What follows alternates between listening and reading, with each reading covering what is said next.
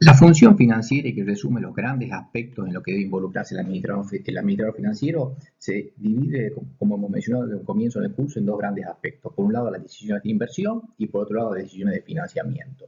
Las decisiones de inversión son las que hemos tratado hasta ahora a lo largo del curso y que involucran lo que sería el lado izquierdo del balance, es decir, básicamente relacionada a donde la empresa invierte sus recursos, a donde asigna los fondos disponibles con el propósito de la creación de valor. Es lo que hemos denominado evaluación de proyectos o presupuesto de capital.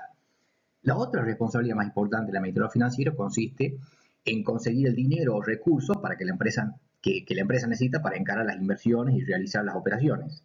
Básicamente el dinero puede ser conseguido a cambio de acciones, con lo que la empresa promete la obtención de beneficios futuros a los accionistas, o bonos, en que la devolución del dinero se realiza con una tasa de interés determinada. En el primer caso, a los inversores son accionistas, propietarios de una parte de la empresa y por lo tanto asume el riesgo empresario, mientras que en el segundo caso, los inversores son bonistas o inversores de deuda, debiéndoles la empresa reintegrar el dinero aportado según las condiciones pactadas. La decisión de optar por el financiamiento con capital social o con deuda corresponde, lógicamente, al administrador financiero y se conoce como estructura de capital o estructura de financiamiento, que es lo que va a ser objeto de este capítulo. Claramente queda evidenciado el impacto en términos de riesgo y rentabilidad de esta decisión, ya que cada una de las fuentes de financiamiento difiere en los compromisos que impone a la empresa y consecuentemente la tasa de costo que implica, acorde al riesgo generado por cada una de estas dos alternativas. Una empresa grande puede tener miles de accionistas, los cuales difieren entre sí en muchos sentidos, como su riqueza, su aversión al riesgo, tolerancia al riesgo, horizonte con el que quieren mantener la inversión. Sin embargo, comparten el mismo objetivo. Su objetivo es que el administrador financiero aumente el valor de la empresa y el valor actual de los accionistas. Aún habiendo tomado la empresa la decisión respecto de una de las dos principales fuentes de financiamiento enunciadas, por ejemplo, el caso de la deuda, son muchas las variantes disponibles, en particular para la gran empresa. Por ejemplo, debería definir si endeudarse en el sector bancario a largo plazo o corto plazo, o emitir bonos, definir la moneda, la forma de cancelación, muchas variables que tiene a su manejo. A su vez, cada una de estas variantes repercute en los costos, o sea, en la tasa de interés y en los riesgos, por el lado de los compromisos fijados por la empresa. Es decir, que el propósito de las decisiones de financiamiento consiste en informar y comprometer a inversores y demás proveedores de recursos, tanto actuales como potenciales, a fin de obtener y mantener los recursos financieros necesarios para la empresa. El compromiso incluye la provisión de información, relaciones, negociación también con estos proveedores.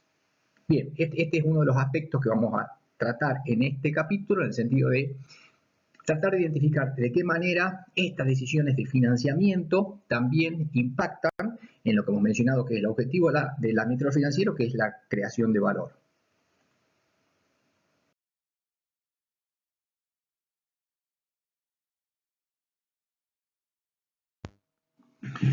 Lo que se observa en esta placa es que empresas de distintos sectores presentan distintos ratios o distintos porcentajes de endeudamiento. Es así que los investigadores empezaron a analizar la temática para tratar de encontrar en qué medida o por qué motivo existe un patrón que marque la conducta de ciertas empresas respecto a su política de endeudamiento. Así que, por ejemplo, puede observarse que empresas, por ejemplo, del sector software y programación están poco endeudadas y empresas en el otro extremo que tienen altos porcentajes o componentes de bienes, por ejemplo, empresas de bienes inmobiliarios, de bebidas, aeronáuticas, tienen altos porcentajes de endeudamiento. Empezaron a estudiar si puede existir cierto patrón que marque la conducta de endeudamiento de las empresas, siendo que se observa un patrón uniforme, y a partir de ahí empezaron los estudios a tratar de encontrar alguna teoría al respecto. Por un lado, los estudios académicos básicamente se orientan a analizar en forma teórica y empírica el impacto de la estructura de financiamiento sobre el valor de la empresa y, en consecuencia, concluir sobre la existencia o no de una estructura óptima de capital. A partir de la publicación del artículo de Moilian y Millen en el año 1958, que postula la irrelevancia de la estructura de capital, y que lo vamos a ver ahora a continuación, es que las teorías de financiamiento corporativo han sido objeto de estudio para los investigadores, y este artículo ha sido tan significativo para las finanzas corporativas que el desarrollo de la denominada teoría financiera moderna comienza a gestarse a partir de ese momento, de ese entonces. Es decir, uno de los grandes hitos en el desarrollo de la teoría financiera moderna es el modelo de Modigliani-Miller que vamos a describir, así como otro de los grandes modelos que marcan la finanza corporativa moderna, que es el modelo de CAPEM que hemos descrito previamente. La estructura de capital de una empresa es la combinación, repito, de deuda y de capital que una organización utiliza para financiar el negocio. El objetivo de la decisión de financiamiento es determinar el apalancamiento financiero que maximiza el valor de la empresa, reduciendo al mínimo el costo promedio de capital, que viene dado, como dijimos, por la media ponderada de los costos marginales de financiación para cada una de las fuentes utilizadas. Es lo que se describió previamente. Hay consenso en que no hay una única teoría universalmente aceptada respecto a la estructura de financiamiento, dado que la naturaleza del problema lo imposibilita, pero ello no implica que no haya una vasta investigación en la materia respecto de pautas al respecto. Se han publicado cientos de artículos que analizan la teoría bajo cierto contexto, sin que exista en la realidad un consenso respecto a la superioridad de alguna de estas teorías. Existen diversas modelos sobre estructura de financiamiento, las cuales son teorías condicionales en el sentido de ser aplicables bajo ciertas circunstancias. Incluso el modelo de Modigliani-Miller, que inicialmente se publicó tratando o postulando la irrelevancia de la estructura de financiamiento, luego se publicó una nueva versión en un artículo corrigiendo el artículo original, incorporando el componente impositivo y por lo tanto analizando la ventaja de la deuda en el financiamiento corporativo. Todo eso vamos a describirlo en forma cuantitativa a continuación. El motivo de la discrepancia entre el planteo teórico y la aplicación en realidad práctico-pragmática radica en que quizá los modelos omitan lo que se conoce como las imperfecciones del mercado, así como la desventaja de la deuda y los costos reales. A pesar de que la deuda presenta una ventaja impositiva en comparación con el capital propio por el motivo del ahorro fiscal, la deuda incrementa el riesgo financiero y en consecuencia la probabilidad de que la empresa no pueda hacer frente a los pagos de los bonistas. Todos estos factores influyen en estos aspectos que vamos a tratar de determinar en qué modo puede sintetizarse en la política en el manejo de la política de endeudamiento. Habíamos expresado hasta ahora que el valor de la empresa está determinado por el valor actual de los flujos de fondo de los activos reales provenientes de las operaciones de la empresa y por lo tanto eso es lo que determina el valor de la empresa. También se conoce eso como la teoría del pastel o de la torta, en el sentido de que lo que determina el tamaño del pastel, en el sentido como el valor de la empresa, es el valor actual de los flujos de fondo y no va a estar determinado dicho tamaño por la forma en que esté de algún modo repartido esa torta, porque sabemos que los flujos de fondo que la empresa genera después se reparten entre accionistas, bonistas y cada uno de los aportantes, pero el tamaño de esa empresa representado por su valor no va a estar afectado por la forma en que se distribuya. Ahora bien, a partir de empezar a incorporar estos factores relativos a la teoría de estructura de financiamiento, como dijimos, los investigadores, en particular a partir del modelo de Modigliani-Miller, plantearon las herramientas económicas analíticas para el estudio de la finanza corporativa, dando origen al renombrado modelo que hemos mencionado, el cual consiste en un conjunto de resultados que demuestran la irrelevancia de la política de financiamiento en presencia de mercados completos y mercados eficientes. La proposición del modelo de Modigliani-Miller postula que el valor de mercado de cualquier empresa es independiente de su estructura de capital. Acorde a esta teoría y bajo cierto supuesto, cuando la empresa elige una cierta proporción de deuda y de capital propio para financiar los activos, lo único que hace entonces es dividir los flujos de caja entre los aportantes de financiamiento. Es decir, la elección que realiza una empresa en cuanto a la estructura de capital no afecta el valor, por lo que todos los niveles de deuda son tan buenos como cualquier otro y por lo tanto la decisión de apalancamiento se torna irrelevante. Este es el planteamiento básico conocido como la proposición 1 del modelo de Modigliani-Miller. Ahora, el conjunto de supuestos sobre lo que se sustenta este modelo se refieren a fundamentalmente expectativas de los agentes que intervienen en el mercado y los mercados de capitales. Por ejemplo, que los inversores están de acuerdo en que los flujos de efectivo esperados por una inversión determinada, lo que equivale a afirmar que las expectativas son homogéneas. Segundo, que los bonos y acciones se negocian en el mercado de capitales perfectos. ¿Eso qué significa? Que no hay costo de transacción, ni impuesto, ni costo de quiebra, que todo el mundo tiene la misma información. Otro supuesto es que los inversores pueden prestar y pedir prestado a una misma tasa, y esa tasa es la tasa libre de riesgo. También que no hay costos de agencia. Agencia significa que no hay conflicto de intereses entre administradores y propietarios. Muchas de estas suposiciones no son realistas, esa es la realidad. Sin embargo, el aporte más importante es que la teoría formulada a partir de este modelo de Modigliani-Miller sirvió como punto de partida para el análisis de la estructura de capital, y que vamos a ir incorporando las variables a lo largo del desarrollo del capítulo. Lo que se ve en pantalla es la síntesis del modelo de la proposición 1 del modelo de Modigliani-Miller, que dice que cuando no hay impuestos y los mercados de capitales funcionan bien, el valor de mercado de una empresa no depende de la estructura de capital. En otras palabras, los administradores financieros no pueden incrementar el valor modificando la combinación de títulos utilizados para financiar la empresa. Aclaremos que el hecho de mencionar que el mercado de capital que funcionan bien hace referencia a que se puede negociar sin restricciones, se puede prestar y pedir prestado en las mismas condiciones que la empresa, o sea que el individuo, que el inversor puede tomar préstamos en las mismas condiciones que lo haría la empresa, que los mercados son eficientes y que no existen impuestos. Lógicamente, algunos de estos supuestos es discutible que se verifiquen o no en la realidad, y es por eso que es una teoría a partir del cual se construye el modelo para aplicar en cada situación, en cada empresa en particular, en cada contexto. En síntesis, las conclusiones del modelo planteado por Modigliani-Miller son que no hay dependencia entre el valor de la empresa y el costo de capital respecto a la estructura de financiamiento, y que no hay dependencia por consecuencia entre la tasa de corte o tasa de costo de capital para evaluar inversiones y la manera en que estas inversiones son financiadas. En consecuencia, bajo un contexto de mercados perfectos, ni la estructura de financiamiento ni la política de dividendos, que lo vamos a ver también a continuación, es relevante a efecto del valor de la empresa. Por supuesto, esta visión de que el hecho de que la empresa se endeude y el accionista no va a requerir tasas de rentabilidad mayores ante aumentos en el riesgo, es lo que de algún modo va a ir incorporando variables, porque va a existir seguramente un tope a partir del cual el accionista va a haber incrementado ya potencialmente en forma extrema el riesgo en el caso de un endeudamiento extremo de la empresa, y va a ser necesario incorporar otras variables en el modelo para tratar de determinar en qué medida esas otras variables también impactan en el valor.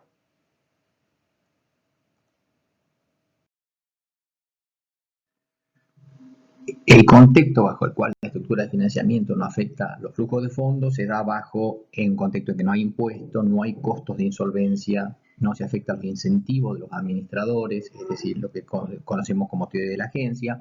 En síntesis, es lo que hemos mencionado como mercados perfectos. Ahora bien, a partir de eso también se desarrolla una teoría en la cual se levanta ese supuesto de mercado perfecto y se conoce como mercados imperfectos, en el cual los investigadores lo que hacen es procurar aproximarse al funcionamiento de los mercados en un mundo real. Los investigadores levantan de este modo el supuesto de mercado perfecto e incorporan variables como el componente impositivo, los costos de agencia, costos de insolvencia, entre otras, que hacen cambiar las conclusiones originales. Tal es así que incluso el artículo que inicialmente se presentaron Modigliani-Miller, luego surgió nuevas versiones incorporando el componente impositivo en la evaluación de la estructura de financiamiento, y considerando que los intereses pagados son deducibles de los ingresos para efectos impositivos, en ese caso el uso de la deuda proporciona un ahorro fiscal que aumente el valor de la empresa. En este sentido, ignorando otros aspectos tales como el costo de insolvencia, que vamos a tratar a continuación, podría decirse que el valor de la empresa aumenta con el aumento de los niveles de deuda. El costo real de la deuda se reduce por el ahorro impositivo y el nivel de beneficio fiscal para la empresa se incrementa. Lo vamos a ver después cuantitativamente, pero la idea es dejar planteada esta dicotomía, digamos así. O sea, por un lado, mercado perfecto, lo que está enunciado en la placa, y mercados imperfectos tratando de aproximarse a un contexto real.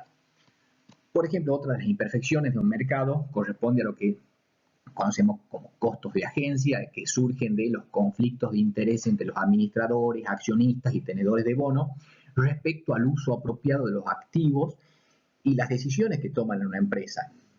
Dado que los accionistas externos son conscientes de este conflicto, ellos van a tratar de tomar medidas para reducir al mínimo las pérdidas que puedan originarse en la empresa como como consecuencia de estos conflictos de intereses. Y cuanto mejor sea la forma en la que una empresa se administra, menores van a ser los costos de agencia.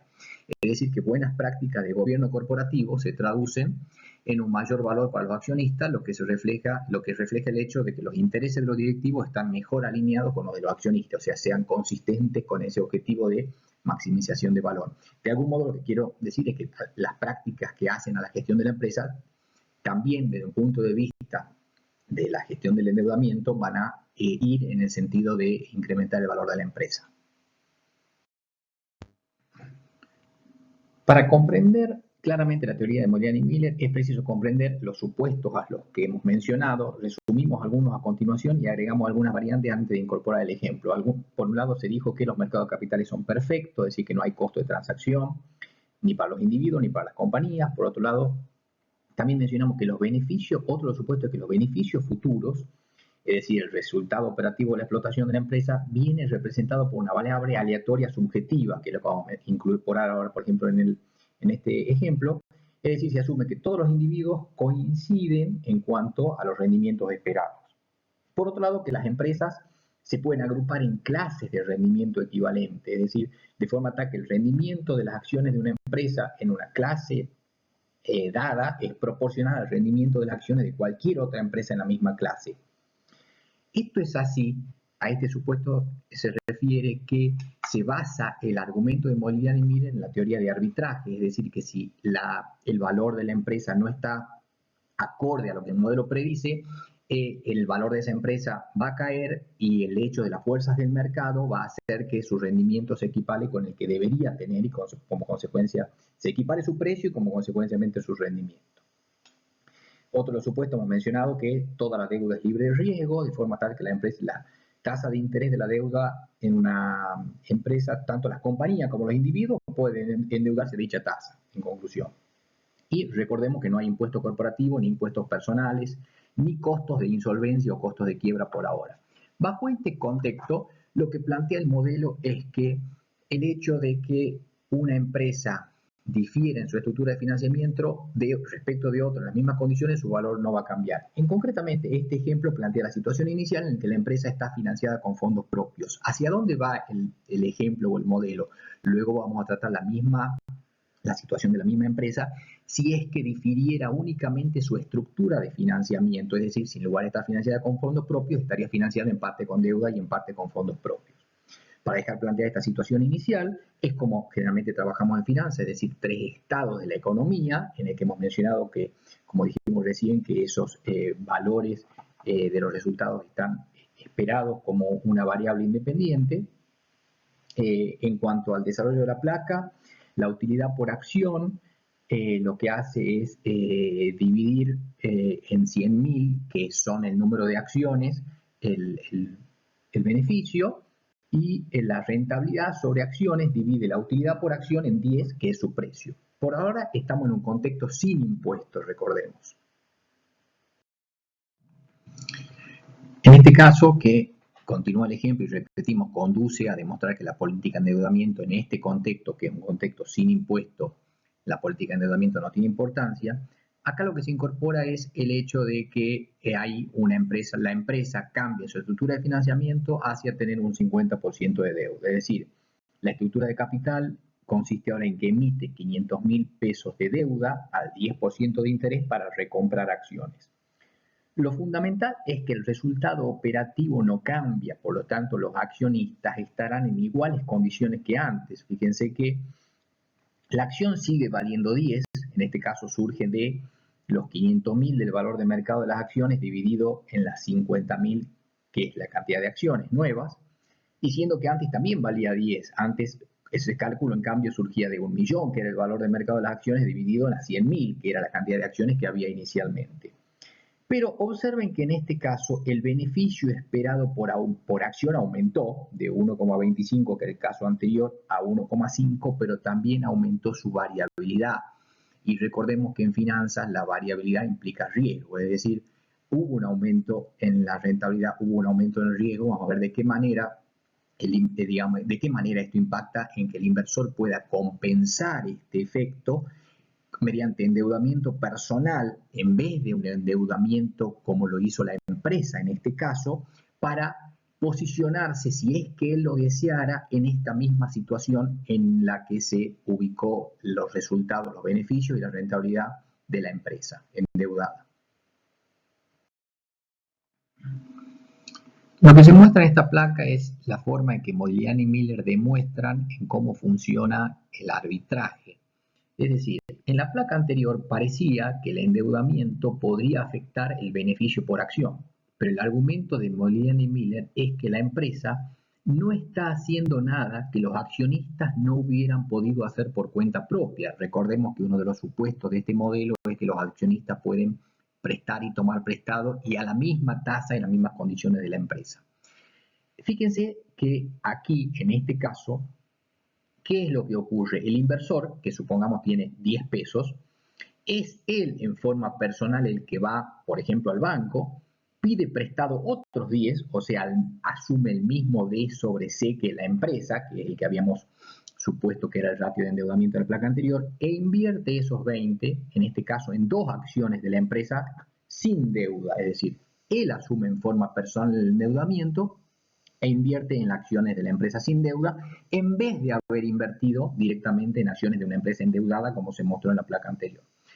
¿Qué es lo que podemos ver? Que el resultado es el mismo, que el resultado que él obtiene haciendo esta combinación es el mismo que obtenía la empresa endeudada. Y ese es el motivo que explica Modigliani y Miller de por qué no tendría que valer más ni menos una empresa por el hecho de estar endeudada, porque no está haciendo nada que el inversor no podría hacer en forma personal. Fíjense que el resultado que él obtiene tanto en beneficio como rentabilidad sobre su capital invertido tiene las mismas características que el que obtenía la empresa endeudada. Para completar el ejemplo, explica en este caso la placa el argumento a la inversa, es decir, demuestra que los inversores no saldrán perjudicados por la reestructuración. Entonces el análisis lo hace yendo en este caso desde la empresa endeudada a la empresa sin deuda, al revés de lo que habíamos hecho en el caso anterior, en el que el inversor podía asumir en forma personal el endeudamiento. En este caso, lo que supone la placa es lo siguiente: un inversor que posee una acción de la empresa sin deuda y se entera que la empresa se endeuda. Entonces, si él no está de acuerdo, ¿qué es lo que puede hacer? Tener una acción de la empresa reestructurada, es decir, porque la empresa se endeudó. Entonces, él, ¿qué es lo que va a hacer para revertir ese efecto? Invierte 10 pesos en la deuda de la empresa, es decir, invierte él, en vez de haber tomado prestado como el caso anterior, es él el que presta a la tasa libre de riesgo. Y fíjense cómo de este modo, por eso es que dice la placa que él gana ahora un interés, de este modo él obtiene los mismos resultados que obtenía la empresa antes de la reestructuración, es decir, el hecho de que la empresa afecte su estructura de financiamiento no está haciendo nada nuevamente que el inversor no podría hacer en forma personal. No hay, por consecuencia, no hay por qué esta empresa cambie su valor por el hecho de afectar solamente la estructura de financiamiento. No está haciendo nada que el inversor no podría hacer en forma personal.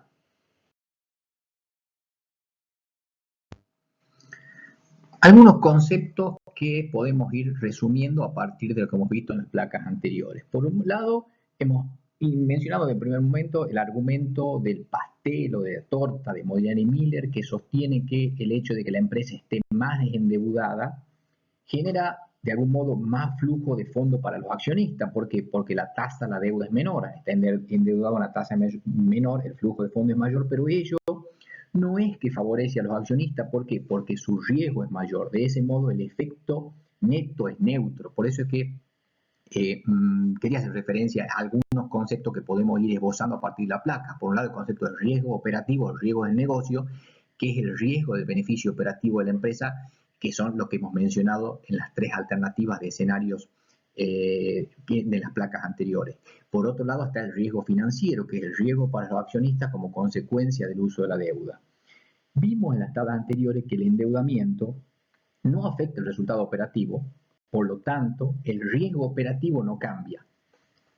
Pero la deuda, ¿qué es lo que sí producía? Aumentaba la variabilidad del porcentaje de la rentabilidad de las acciones, que es lo que conocemos como apalancamiento financiero. En definitiva, hay menos acciones que soportan el mismo riesgo. Por eso es que le decía que quería tratar de resumir un poco los conceptos a partir del ejemplo visto. Es decir, en ese criterio, la deuda aumenta la variabilidad del porcentaje de rentabilidad de las acciones, el apalancamiento financiero. Es decir, estaría aumentando, podría decirse, la beta de las acciones, el riesgo de las acciones. En ese contexto, la financiación con deuda no añade, no agrega riesgo operativo, pero sí agrega riesgo financiero. El apalancamiento financiero, el tercer concepto que mencionamos ahora, está determinado por el incremento en la variabilidad de los beneficios de los accionistas ocasionado por el uso de la deuda. Es decir, la amplificación de los efectos de los cambios de resultado operativo sobre la rentabilidad de los accionistas. Es lo que vimos en los casos anteriores, que en los casos de la empresa endeudada, la variabilidad era mayor ocasionada por el apalancamiento financiero. En definitiva, el apalancamiento aumenta la rentabilidad esperada de los accionistas, pero también incrementa el riesgo. Ambos efectos se anulan, dejando sin cambio el valor para los accionistas. Así es como funciona el modelo de Modigliani Miller. El último factor que queríamos incorporar a partir de esta placa es el ahorro fiscal, dado por los impuestos corporativos, el ahorro impositivo resultante de la deducibilidad de los pagos de intereses. Hasta ahora hemos hablado de un contexto sin impuestos. Ahora, a partir de algunas de las placas siguientes, vamos a empezar a incorporar esta variable, por eso quería dejarlo presentado junto a los conceptos anteriores. Lo que presenta la primera expresión de esta placa es lo que se conoce como la proposición 2 de Modigliani Miller. La proposición 2 dice que la rentabilidad esperada del capital propio crece linealmente con el apalancamiento. Si tratamos de aplicar esta expresión o este modelo al ejemplo que hemos desarrollado en este capítulo, habíamos planteado inicialmente que si los accionistas se financian con capital propio, el costo de capital estaría dado por beneficio esperado sobre precio, es decir, 1,25 sobre 10, 12, implica 12,5. Esto es lo que está planteado en la placa del ejemplo en que presentaba el inicio del modelo en el que la empresa se financiaba con capital propio. Ahora bien, dado que la reestructuración no afecta el beneficio operativo ni el valor de la empresa, entonces no debería afectar tampoco el costo de capital, es lo que decimos en el contexto de este modelo.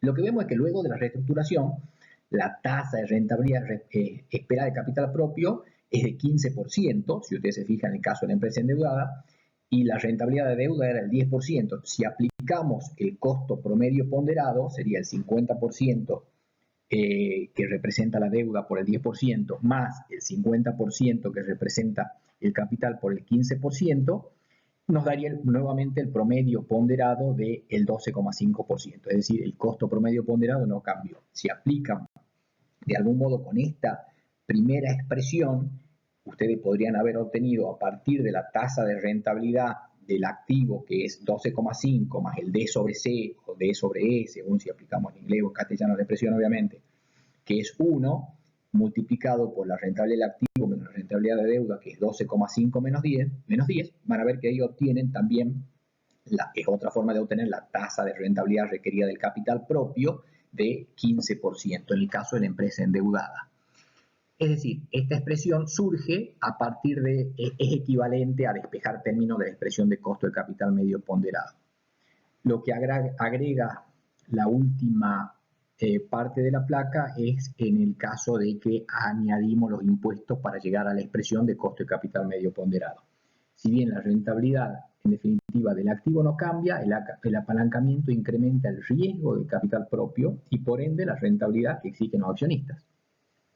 La primera fórmula de la placa se obtiene de reordenar la expresión de costo de capital.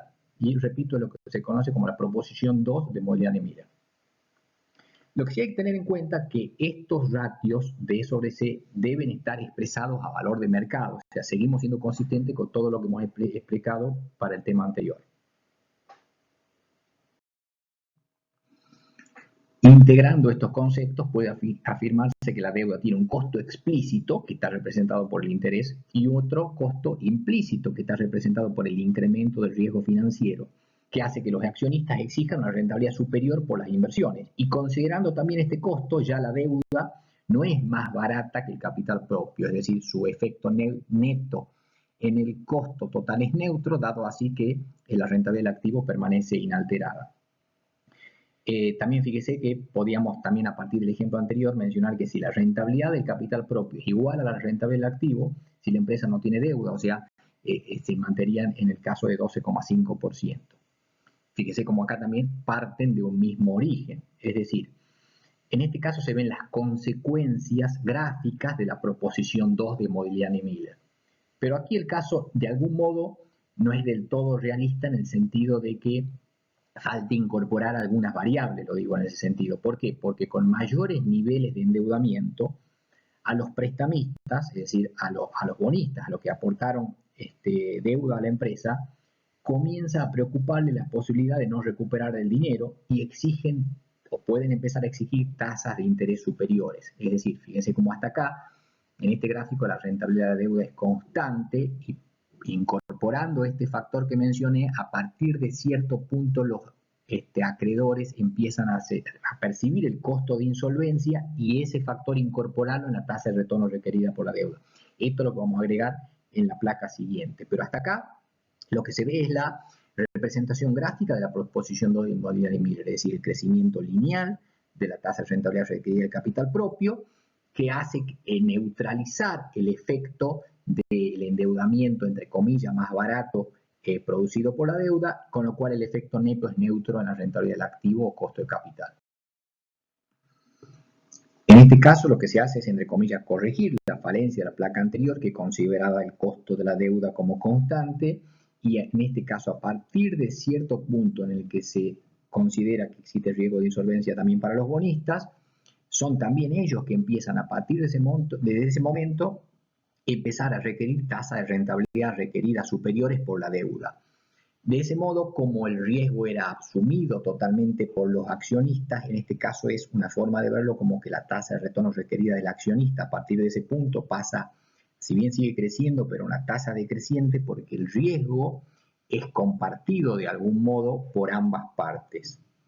En definitiva, de todos modos, la tasa de rentabilidad esperada sobre el conjunto de deuda y capital propio sigue sin sufrir cambios, pero la pendiente de la línea de rentabilidad de capital propio se reduce a medida que aumenta el D sobre C, o sea, el del apalancamiento. ¿Por qué? Porque los accionistas, los obligacionistas, o sea, los bonistas, que tienen mayor riesgo, comienzan a soportar una parte del riesgo operativo también de la empresa.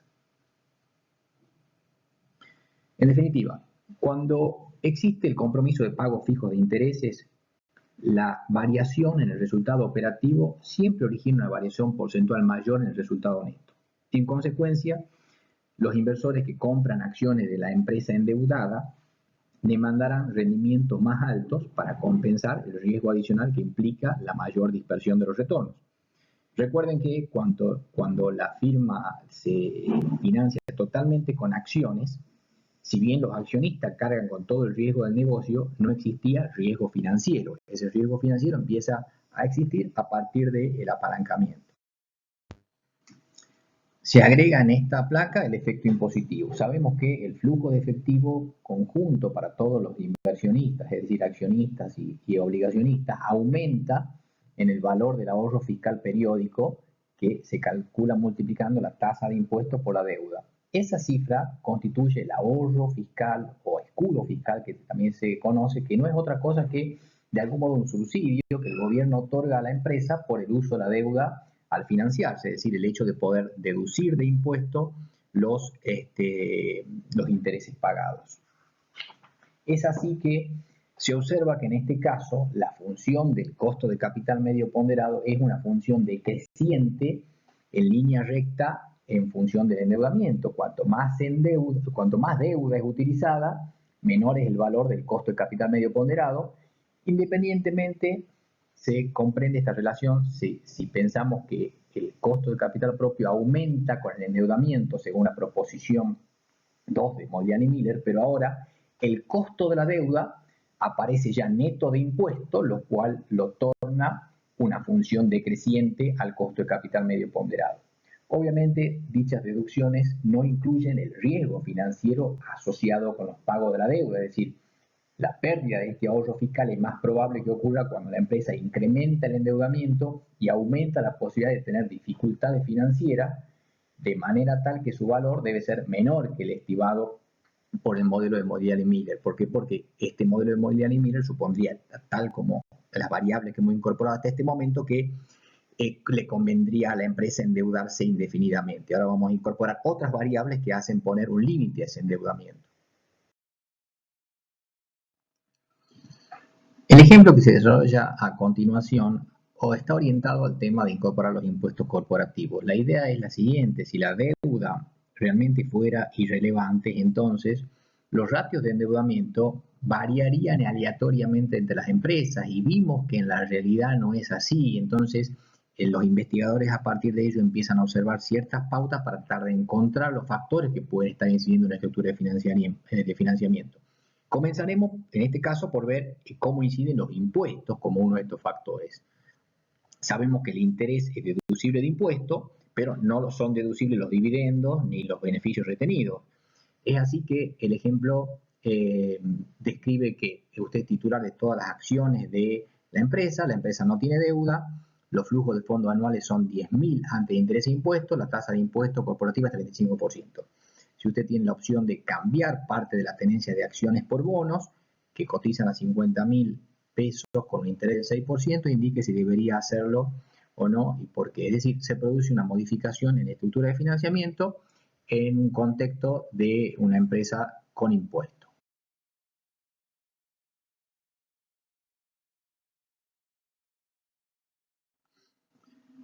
Bien, tanto la placa anterior como esta lo que plantean es el desarrollo del ejemplo. En esta placa lo que se agrega es la diferencia en el flujo de fondo total que reciben accionistas y bonistas en una y en otra alternativa de financiamiento. En el caso de la empresa financiada con capital propio, el flujo de fondo neto es de 6.500, y en el caso de la empresa financiada con 50% de deuda, el flujo de fondo total en realidad es 7.550, que se forma de el flujo de fondos neto que reciben los accionistas más el flujo de fondos que reciben los bonistas, o sea, la suma de los 4.550 más los 3.000 da 7.550. Si de algún modo uno trata de entender cuál es la diferencia o cómo se compone estos 1.050, que son la diferencia entre los flujos de fondos totales de una y otra alternativa de financiamiento, se demuestra que está dado por el efecto impositivo, es decir, los 3.000 pesos multiplicado, que es el pago de intereses, multiplicado por la tasa impositiva del 35%, eso da 1.050. Es así que el factor impositivo es el que explica la diferencia entre el flujo de fondo total de accionistas y bonistas. Tengamos en cuenta que aquí estamos calculando el ahorro fiscal de un solo periodo, es decir, estamos calculando como si esto fuera para un momento.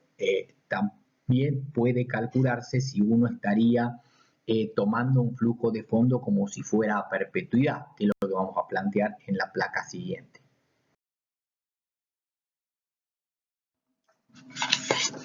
Lo que modifica esta placa respecto al ejemplo anterior es que tener en cuenta que en este ejemplo se está modificando el valor de la deuda respecto del ejemplo anterior. Ahora estamos en una situación de deuda de 10.000, antes hablábamos de deuda de 50.000. Y en este caso, ahora supondremos la deuda a perpetuidad. En el caso anterior planteábamos, como decíamos, un solo periodo. En este contexto, ver que el ahorro fiscal por intereses se capitaliza a la tasa de la deuda, considerada relativamente de bajo riesgo, es decir, que en este caso el endeudamiento sí incrementa el valor de la empresa. Es por eso que cuando decimos que el valor de la empresa endeudada es igual al valor de la empresa sin deuda más un ahorro fiscal. Este ahorro fiscal es el que interviene en la fórmula del costo de capital medio ponderado al multiplicar la deuda por 1 menos t, es decir, de ese modo es que estamos incorporando este efecto impositivo en el cálculo de costo de capital. Tengamos en cuenta que un factor que hace disminuir la ventaja del endeudamiento es el gravamen o la alícuota impositiva en forma personal que tenga que pagar luego los prestamistas sobre los intereses que reciben. Es decir, hasta acá estamos hablando únicamente del impuesto corporativo, es decir, el impuesto que paga la empresa y que deduce los intereses a efecto de su cálculo impositivo. No estamos incorporando en este análisis el impuesto que luego tenga que pagar el bonista al recibir los intereses. Considerando solo este componente, la realidad es que se incrementaría ilimitadamente el valor de la empresa con el ahorro fiscal, tal como hemos mencionado, lo cual no es razonable porque llevaría al endeudamiento extremo, y es que a partir de eso que vamos a incorporar los factores, el factor de riesgo de insolvencia en las placas siguientes. Hasta el momento hemos tratado el tema de la estructura de capital dentro de un mundo donde el aumento en el endeudamiento no generaría situaciones de peligro financiero. Sin embargo, las dificultades financieras pueden comenzar cuando, por ejemplo, ante una caída en el resultado operativo, la compañía comienza a tener dificultades para cumplir con sus compromisos asumidos. Si los inversores perciben que hay una situación potencial de peligro, entonces puede seguir una disminución en el precio de los títulos de la empresa. En general, si la empresa ya se encuentra en situación concreta de dificultades financieras, podría tomar algunas decisiones bajo presión que afectarían el resultado operativo, a su vez retroalimentando esta situación. Los costos en general ocasionados por las dificultades financieras se pueden de algún modo describir, no lo vamos a describir a continuación, pero pueden clasificarse, podríamos decir, en forma como costos directos y costos indirectos.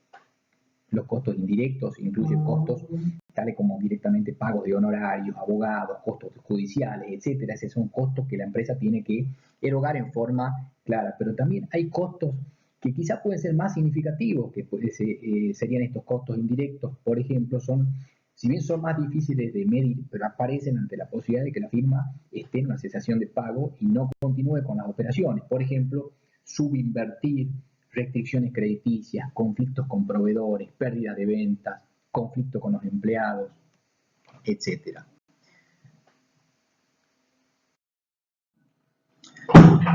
La placa sintetiza la forma que toma el gráfico en una situación, en un contexto de insolvencia financiera. Es decir, la insolvencia se produce cuando no se cumplen las promesas que se ha hecho a los acreedores o se cumplen con dificultades. A veces la insolvencia conduce propiamente a la quiebra. A los inversores lo que preocupa y lo que afecta la tasa de rentabilidad son los costos de insolvencia financiera. Es decir, se ve en el gráfico que con niveles moderados de deuda, la probabilidad de insolvencia financiera es mínima, por lo que predominan los ahorros fiscales de deuda, es decir, es mayor el ahorro fiscal que el costo de insolvencia financiera. A partir de cierto momento, la probabilidad de insolvencia crece rápidamente. En la placa anterior se vio que se dejó planteado el valor de la empresa como el valor de la empresa financiada con capital propio, más el valor del ahorro fiscal, pero justamente después menos el valor actual de los costos de insolvencia. Es decir, a partir de cierto punto los costos de insolvencia pueden pasar a sopesar, es decir, inclusive ser mayores que los beneficios del ahorro fiscal. La realidad es que los acreedores prevén estos costos, se dan cuenta de que si se produce el impago, los costos de quiebra lo van a pagar con el valor de la empresa, y por ese motivo ellos exigen una compensación por adelantado bajo la promesa de un tipo de interés mayor. Es decir, en la medida que la empresa esté endeudada, los acreedores van a pedir una tasa más alta. Esto lo que hace es reducir los posibles pagos a los accionistas y disminuye el valor de mercado de las acciones. Con este criterio, hay un nivel óptimo teórico que se alcanza cuando el valor actual del ahorro fiscal adicional queda compensado por el aumento del valor actual de los costos de insolvencia. Es lo que se conoce como la teoría del equilibrio o teoría del intercambio. La insolvencia tiene, como dijimos, costos directos, que son legales, administrativos, y costos indirectos, que son los originados por dificultades para administrar una empresa en insolvencia, que tal como se describió anteriormente. El gráfico anterior responde a la teoría del equilibrio o teoría del intercambio, en la que la estructura de financiamiento está basada, como se dijo, en la compensación entre ahorros fiscales y costos de insolvencia. Bajo esta teoría, el administrador evalúa la conveniencia de la política financiera comparando costos y beneficios, lo cual lleva a una solución óptima balanceando los costos marginales y los beneficios marginales. La versión original de esta teoría generó el debate que hemos mencionado en torno al modelo de Mullally y Miller, ya que con el impuesto corporativo incorporado al análisis, se crea un beneficio impositivo para la deuda a través del ahorro fiscal. Dada la función creciente en forma lineal y sin la compensación a través de costos, ello implicaría la conveniencia del financiamiento 100% a través de deuda. Sin embargo, en el mundo real es improbable una compañía con tal estructura de financiamiento, que obviamente sería ilógico, con lo cual También el modelo de Modigliani Miller a posteriori concluyó en su estudio posterior que puede ser útil recordar que existe la ventaja fiscal, no necesariamente significa que las compañías deban siempre buscar el uso máximo posible de deuda en su estructura de financiamiento, sino una estructura óptima. La razón de dicha discrepancia es que el teorema de Modigliani-Miller ignora por completo las imperfecciones del mercado, incluyendo las desventajas de la deuda, costo de la deuda. A pesar que la deuda tiene una ventaja impositiva en comparación al capital propio, también incrementa el riesgo financiero y la probabilidad de que la empresa se vea imposibilitada de pagar a los bonistas lo que comprometió. Como se dijo, esto es el modelo descrito de Modigliani-Miller. Otro modelo que explica la estructura de financiamiento, lo importante con esto es decir que el modelo de Modigliani-Miller es uno de los modelos más reconocidos para identificar la estructura de financiamiento, pero no es el único, hay otros modelos. Por ejemplo, teoría de la jerarquía financiera, también conocido como Pecking Order Theory en inglés. Tanto en el modelo de Modigliani-Miller como de la teoría de equilibrio se asume que administradores, accionistas y bonistas tienen acceso a la misma información y el precio de la acción representa el verdadero valor de la empresa. Sin embargo, estos supuestos no se verifican en el mundo real en la medida en que los administradores probablemente saben mucho más sobre la empresa y sobre los flujos futuros que los accionistas y bonistas. Es decir, existe en este caso una situación de información asimétrica. En definitiva, la teoría de la información asimétrica, que es también como se la conoce a esta teoría de la jerarquía financiera, se basa en dos supuestos. Por un lado, que los gerentes tienen mejor información que los inversores y que los gerentes actúan en beneficio de los accionistas, tratando de maximizar el valor de las acciones. Sí, con estos dos supuestos, los gerentes buscarán emitir acciones cuando creen que el precio de estas está sobrevaluado y emitirán deuda cuando creen que el precio está subvaluado. Por este motivo es que existe, pues, la teoría se basa, como dijimos, en la información asimétrica, según la cual los directivos saben más que los inversores sobre la rentabilidad y perspectiva de la empresa. Con este criterio puede demostrarse que los inversores van a ser reacios a comprar acciones recién emitidas porque temen que terminen siendo sobrevaloradas. Por este motivo, bajo esta teoría, establece que la empresa prefiere emitir deuda antes que capital propio si las fuentes de financiamiento internas no son suficientes. Es decir, si necesita recurrir al financiamiento externo, como primera medida va a recurrir a la emisión de deuda y como última alternativa a la emisión de acciones.